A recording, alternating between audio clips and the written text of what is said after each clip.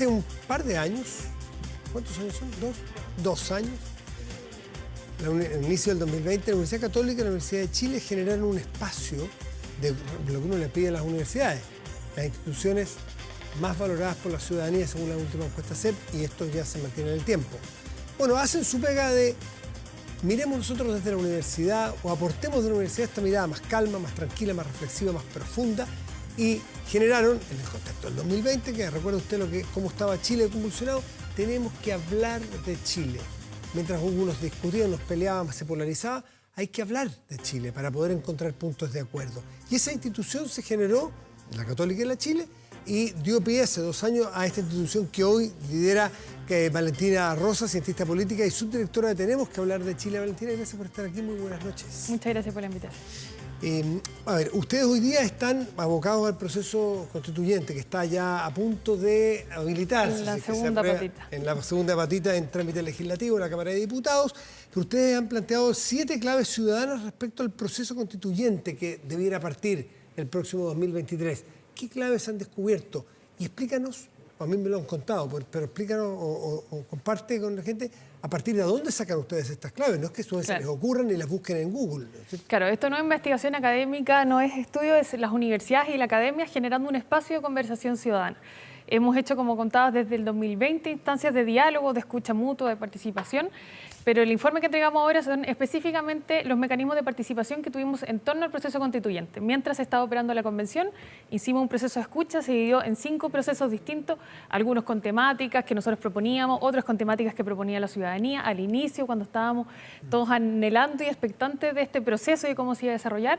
Hicimos otros al final, donde ya estaba un texto, donde estábamos en periodo de campaña, donde estaba muy álgida la polarización y eso nos permitió, si bien es con distintas preguntas, distintos públicos, llegar a más de 20.000 personas y recoger esta mirada. Arica, Punta Arenas, distintos segmentos etarios, sí, con un esfuerzo gigante por llegar a niveles socioeconómicos más bajos, niveles educacionales más bajos, que normalmente se restan de estos espacios o que no, los mecanismos a veces también les ponen las dificultades para que las personas la capilaridad del territorio con sus personas, que están y que conversen entre ellas, no solamente ir a encuestarlos, sentarnos en una mesa que ellos conversen sus realidades distintas, ¿no? Así, eso es un desafío gigante, es un proceso de escucha mutua también. Si bien las encuestas son sumamente necesarias y la información que recién revisaban es fundamental para el debate público, también necesitamos narrativas.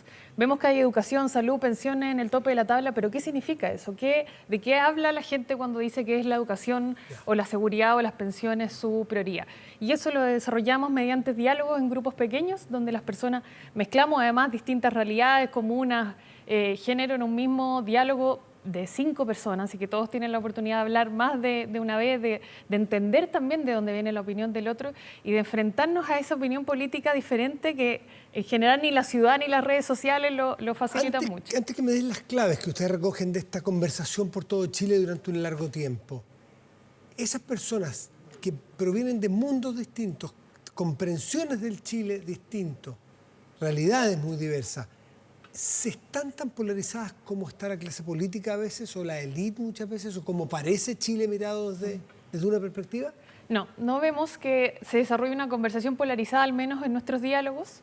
Sí creemos que falta, a todos nos da susto enfrentarnos a una conversación así. Cuando invitamos a la gente a tener una conversación política con absolutos desconocidos, a todos nos falta ese ejercicio y ahí creo que ese es el primer aprendizaje del Tenemos que hablar de Chile.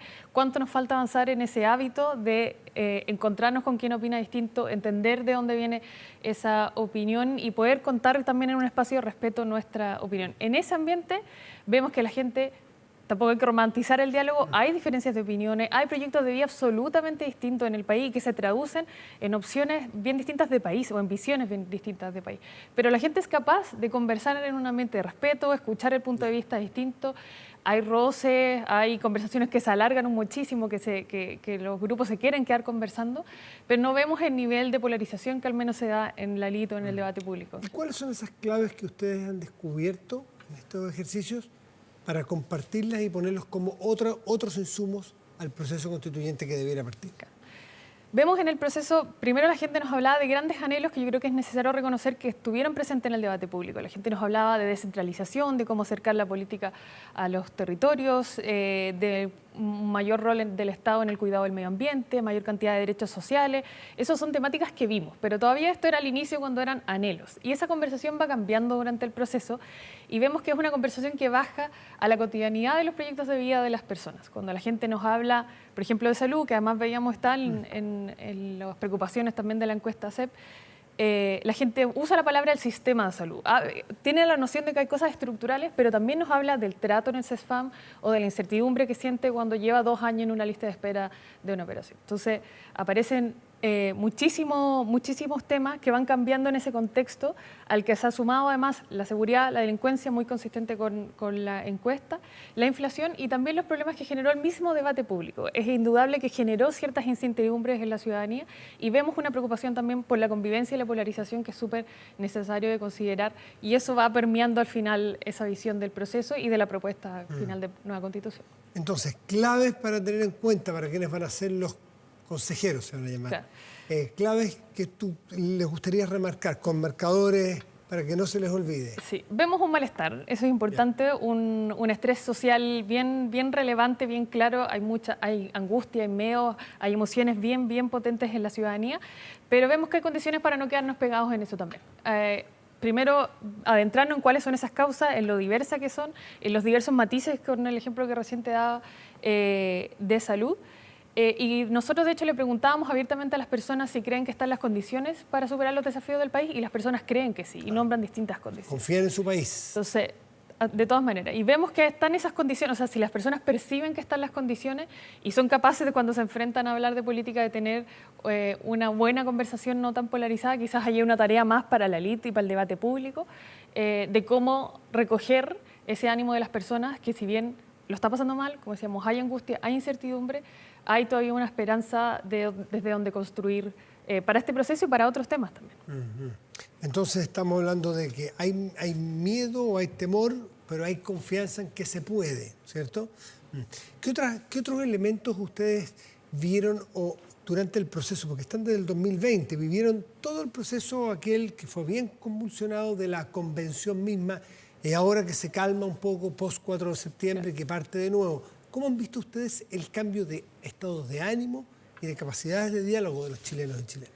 Sí, hemos visto que ese ánimo ha ido, ese malestar ha ido aumentando y la esperanza ha ido decayendo, pero sigue estando presente. Y por eso creemos que es necesario quedarnos con eso para construir a partir de eso. Vemos que las personas, cuando hablan del texto, de la propuesta en concreto de nueva Constitución, si bien hay muchas críticas, hay una atención relevante a los contenidos. Si bien yo creo que en el debate público se ha hablado mucho del proceso, la encuesta también nombra el trabajo de los convencionales, la preocupación por la convivencia. Antes que los contenidos, la encuesta CEP habla que les molestó más a quienes, o sea, los que votaron rechazo más por el trabajo de los convencionales que por los contenidos. Claro. Nosotros preguntamos derechamente por los contenidos, pero es interesante que la gente, cuando le preguntamos por contenido, tiene respuesta. No es que solo se quedó en las anécdotas, solo se quedó en las fake news, hay una conversación importante sobre los contenidos. ¿Y qué vemos? Si bien hay matices por grupos sociales o distintas distribuciones, una conversación muy centrada en los derechos. Pero si hacemos doble clic en los derechos sociales, por ejemplo, aparece salud con todas estas preocupaciones y aparece la conversación sobre vivienda o propiedad. Entonces ahí sí puede haber un tema de información y de desinformación, pero en salud la gente nos hablaba mucho de su experiencia en las listas de espera, en el CESFAM. Entonces también hay problemas de información y del debate público, de cómo permea a las personas y cómo las confunde. Pero también de cómo se ve reflejada su cotidianidad en el debate público y de qué es lo que ellos dudan por cómo ven que funciona el sistema en su día a día y cómo eso se transfiere a si creen posibles los cambios, si sienten que son aplicables, implementables, y eso finalmente se traduce en una opinión política. Y necesariamente, dada la experiencia que ustedes tienen, yo te quería preguntar sobre uno de los elementos que conversamos con Carmen Fulón del CEP, que es estas frases que le plantean a la ciudadanía y dice: la democracia es preferible a cualquier otra forma de gobierno, que uno debería suponer, no sé, cerca del 100%. Uno debería suponer, ¿quién no va a querer la democracia versus otras formas? Aunque no sea perfecta, nadie ha inventado una parece mejor. Solo el 49% de las personas dicen que la democracia es preferible a cualquier otra forma de gobierno, y eso viene de un 61 y viene de un 64, o sea, viene cayendo. ¿Cómo lo ven ustedes desde la perspectiva del diálogo y del trabajo con las personas que ustedes escuchan? Sí, yo creo que es el enriquecimiento que se puede producir entre estas encuestas y los diálogos que hacemos nosotros para darle narrativa a estas preferencias. Nosotros vemos una ciudadanía muy exigente y muy crítica de la institucionalidad de la política.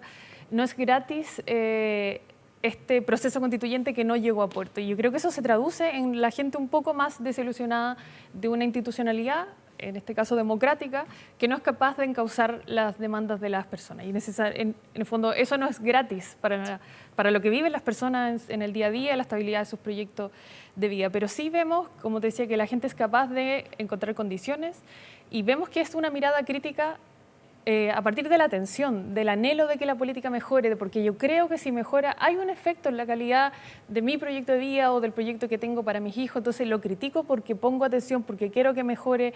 No es un desdén, no es una indiferencia respecto de la política. Si bien hay mucha crítica y es bien transversal, no se salva a nadie, es a partir de la importancia que le damos a la política y de ahí me importa que sea mejor y me importa criticarla. Creemos que ahí hay algo bien importante para agarrarse, pero no es un cheque... Pero calza esto que vemos que el 49% solamente, pues se puede decir solamente, indica que la democracia es preferible a cualquier otra forma de gobierno. Solo el 49% ¿tiene correlato con lo que ustedes escucharon? Sí, totalmente. Esta, en el fondo, mayoritariamente, como sale en la encuesta, la gente todavía prefiere la democracia, pero va a la baja y esa tendencia, nosotros vemos discursos que levantan alarmas, en el fondo, cuestionando la institucionalidad y la capacidad de los políticos de llegar a acuerdos. Y si no creemos que la política es capaz de llegar a acuerdos, vamos a buscar otras alternativas. Pero no son los discursos mayoritarios. Al igual que la encuesta, vemos que la mayoría de las personas que participan en nuestros diálogos todavía valoran la institucionalidad, valoran la democracia, ven que hay ahí un espacio, pero le exigen. O sea, ese no es un cheque en blanco la creencia de las personas en la democracia, es algo que hay que construir. Y además vemos que es un llamado bien transversal. Cuando critico a todos los políticos, espero que todos mejoren también. No se trata solo de mi alcalde o solo de que yo voté o si yo voté por este gobierno o no. Cuando la crítica es tan transversal, la necesidad de mejora también es transversal, e incluso no solo en la política, de los medios, del rol de las universidades, la academia y tantos otros actores importantes en el debate público. Valentina Rosa, cientista política y subdirectora de Tenemos que hablar de Chile, esta iniciativa que en 2020 impulsó la Universidad Católica en conjunto con la Universidad de Chile, justamente para, como dice su nombre, hablar de Chile cuando había tanta diferencia, polarización, roces, resquemores y desconfianza, sentar a personas distintas de distintos lugares, procedencias, edades, segmentos, hablar sobre este país que compartimos. Valentina, muchas gracias. Muchas gracias. Muy buenas noches.